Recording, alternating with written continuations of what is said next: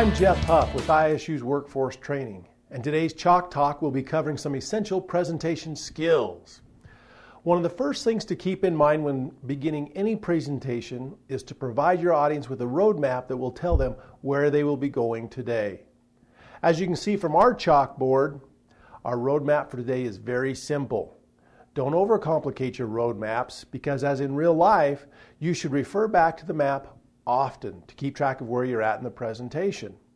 Also, by referring back to your roadmap, you get to cover important points multiple times, which will increase the chance that the audience will remember the most important points of your presentation. So, let's check our roadmap and see where we're at. Second thing you need to do to be a more effective presenter is to think visually. If a picture is worth 1,000 words, why not fill your slide with 1,000 words that are easy to read?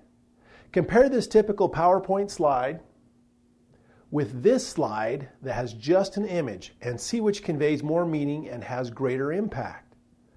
Images will help tell your story and allow you to connect with your audience on a much greater scale.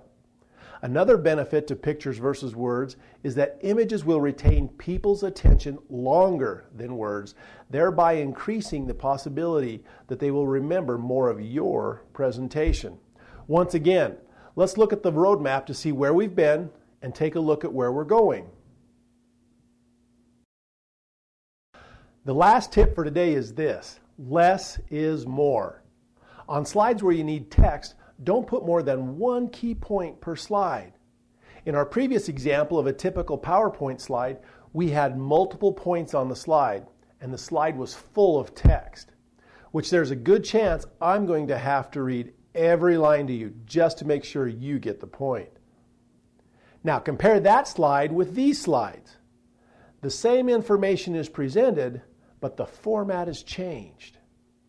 This style of presentation will cause you to have more slides than you normally would, but it will also help your audience stay engaged and keep you from the dreaded mistake of reading every line. Now, let's check out our roadmap one last time. We've talked about roadmaps, we've talked about thinking visually, and we've talked about less is more. Before we end, I would like to give a quick shout out to Roger at thevirtualpresenter.com for the inspiration for today's topic. I'm Jeff Huff with ISU's Workforce Training, and thanks for watching Chalk Talk.